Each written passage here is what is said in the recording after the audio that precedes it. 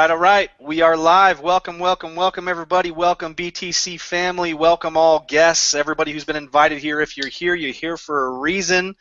Thank you for being here. We got an awesome one for you tonight. We've got the top 10 reasons why you may not be succeeding in your business right now. These are some of the things that a lot of us as marketers have gone through and have learned and applied in our business, and that's why a lot of the reasons why we're sitting here on this panel right now, ready and willing and able to help you and teach you how to do the same in your business and avoid these mistakes that a lot of people make. And so with this list, is it like a list from the most important, like number 10 is the least important or most important, or was this just a shotgun list of all the things that you saw? Just a shotgun list of everything that I could think of, not in any particular order whatsoever. Okay, so just as a side note for people, you know, the first one is not the most important or the least important, they're all important. Yeah. Is that what you're saying? All right, cool. So what is the first one that you got on the list? Okay, so the first one is the whole theory of I just want to try it out. So basically where that came from is, you know, when I first got started, I was in like 5 different companies. I kept jumping from thing to thing to thing because I wanted to just try stuff out. And I get this a lot of times when people join Empower Network under me. They'll join for $25 and they'll get started and they'll say, well, I'm just going to try this out and I'm going to see if I can make money in my first month, and if I can, then I'll stick with it, and if I can't, then you know, I'll just go back to doing whatever, which is fine. And if you don't have a budget, I mean, it's fine that you want to do that, but you have to come in with the mindset that you're going to do whatever it takes for however long it takes until you actually make it. How big is your dream? Is the question. And for me, my dream was like unstoppable. I will definitely do this. I don't care how long it takes. I'm going to make it. I totally agree with everything you're saying. I actually had a great conversation today with somebody who was ready to throw in the towel a month in, you know, and I said the same exact thing, you know. It's like, as long as you make a decision and commit, there's no way that you can't succeed. Try is a 3-letter word for failure. That really means you're not into it. And this is by far why Angela put this number 1, because it's the most glaringly obvious one out there. It's like, hey, if you're not really serious about this, you shouldn't even be trying. You shouldn't even be, you know, upping wasting your time. Yeah. So the next thing that I want to talk about is fear of failure, and a lot of this actually stems from a lot of people are scared to like spend money in the business or scared to invest, you know, into different marketing methods, scared to invest into different, you know, programs that we have available, like the 15K formula and things, because they're scared that they're just going to like fail. And I mean, this goes back to like what Jordan was just actually talking about in terms of setting your intention. I mean, if you decide that you're never going to quit, then it's impossible for you to ever fail. Some people aren't willing to change their lives in certain ways to commit to their dreams. That's the difference between people that succeed and find a way no matter what. The people that find a way no matter what. I mean, I know a guy who was selling his DVDs for like $4 a piece, living in an apartment with nothing but a TV tray, his laptop, and his bed, and went on to become, you know, went on, he literally makes like almost $20 million a year now, right? So don't tell me that there's not a way to figure it out. It's just a matter of people. And if you believe that for other people, in your mind, you're scaring them away. You're saying it's okay for them not to commit because they might not have the money, or that might be a big commitment. And in truth, you know, people can always find a way. People can always find a way no matter what. It's just how bad do they want it. When people want something bad enough, they always find a way to do it, period. All right, so the next thing that I think is important to talk about, and again, this is not something that I really struggled with in my business, but it's something that I see a lot of other people struggle with, is fear of success. You know, not really being sure of exactly what's going to happen once you start to achieve success in your business. You know, like how your life is going to change. A lot of people are really comfortable with how things are right now, and they're not really sure of kind of like, they don't really have the driving force, if you will, to actually make a business work. And you kind of got to pull some strings a lot of times. I find that if you already have something that's working in your life, or you're already making good money or whatever, maybe it doesn't become such a priority to build a business. You got to kind of find like a different kind of why. And then it all comes down to the fact that, you know, when you're comfortable, and you don't have necessarily the drive, or if you haven't found a drive yet, a different drive than just enough money to survive, really. Awesome. Well, great. So the next thing that I think that we should bring up here, it's actually I'm going to kind of mesh together number 4 and number 5 because they're really, really similar. And I know that this is something that Thomas actually struggled with in the beginning when he first started trying to build his business. And it's the like being comfortable in your job and the loyalty that you may have to your coworkers. Is I know plenty of people that are making good money in their jobs. Right, they're making good money in their jobs, and so because of that, they don't have to push to make the income here. It's kind of like, yeah, if and when it takes off, it's cool if it takes off, but if not, I'm still making a lot of money at my job, and I don't mind doing it. And you know, I've seen people like that, and there's someone, I'm not going to mention names, but there's someone who then lost their job that they were extremely comfortable in because the income was there, and then they lost their job. And you know, so the thing.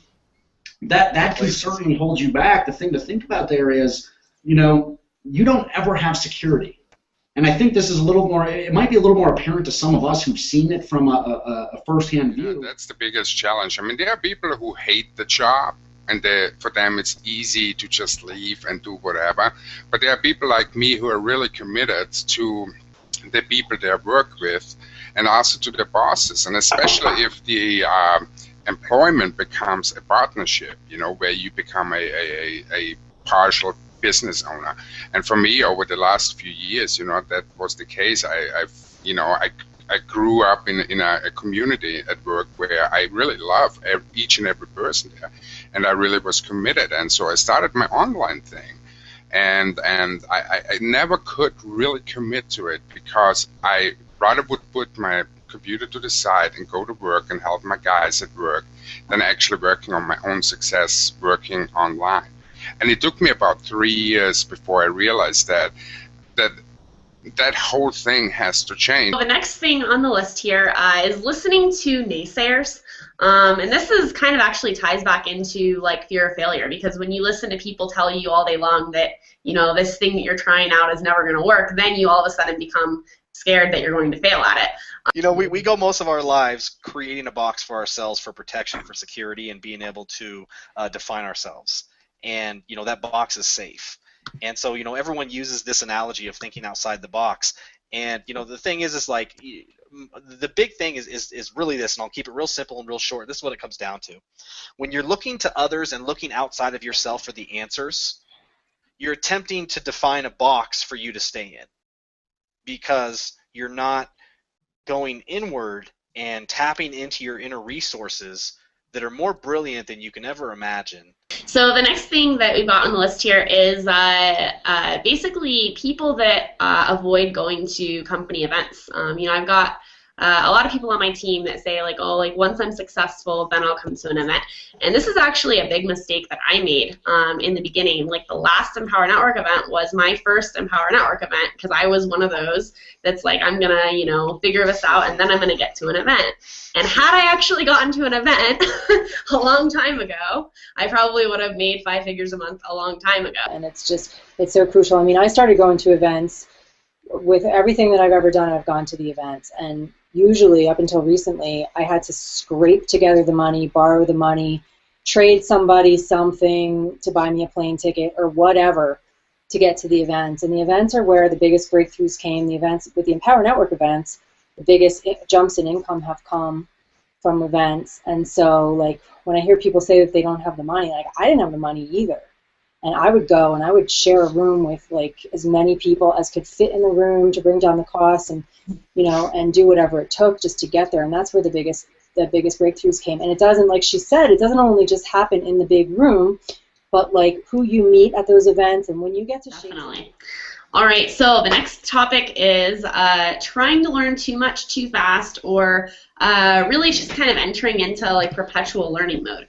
And this is actually my problem when I first got started. Not when I first got started, but for my first like 4 years. I would jump from like strategy to strategy and try and learn a bunch of different things, because I would think after like the first month, like, oh, this thing doesn't work, let me try something else. One thing about that, what Perig went from, I remember seeing the statistics and seeing graphs and everything, he went from less than 400 visitors a month on his blog to over 24,000 visitors a month within 40 days. within 40 days. That's not saying that that's going to happen for you because he had been doing a bunch of different things, but the point is he finally committed to it and started getting massive results very quickly because he committed to doing something day in and day out and focusing on it. All right, so the last kind of point that I wanted to bring up tonight is basically people that are scared to be themselves in their marketing. And when you're new, it's like really difficult to do that, I think, for a lot of people. I know that it was for me, for sure, because you feel like you just need to copy kind of what everyone else is doing, copy their marketing, copy their emails, copy everything. But it all goes back to the point where people want to join you. And like I was saying before, on one of the other topics, like there's 150,000 people in Empower Network, but the reason why we get people to join us is because of us. I'm talking now. Can you see it? It says, be yourself.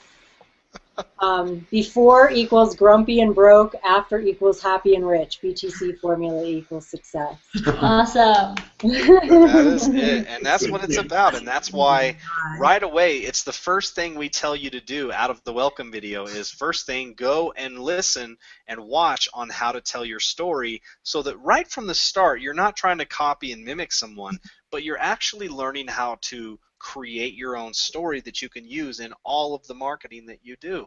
And it's therapeutic at the same time, and it gives you clarity on who you are, gives you clarity on understanding where you're going. It's all of those things rolled into one. It's so monumental and foundational to everything that you do. And when you understand this, it's so much more powerful in everything that you do. So it's so crucial to know how to be yourself and how to present that the right way. And that's why it's the first thing. That's why we don't try to say, hey, say this to this person. It's learn how to be you. That's how you're going to resonate with and attract people like you to you and have them choose to join you. That's what it's about. So that's all we got for tonight. Thank you everyone for coming out here and spending the evening with us. We really appreciate you, and hope we were able to kind of clear some areas up for you in your life. And if you're not already in the team, click the link below this video. Go ahead and get started right now. We're looking forward to helping you succeed and looking forward to helping you build a prosperous business. Have a great night, everyone. All right, guys. We love you, family. We'll see you next Tuesday, and see all of you that are all in on the All In call tomorrow. And if not, we'll see you next Tuesday. Love you guys. Guys, be courageous. Love these comments.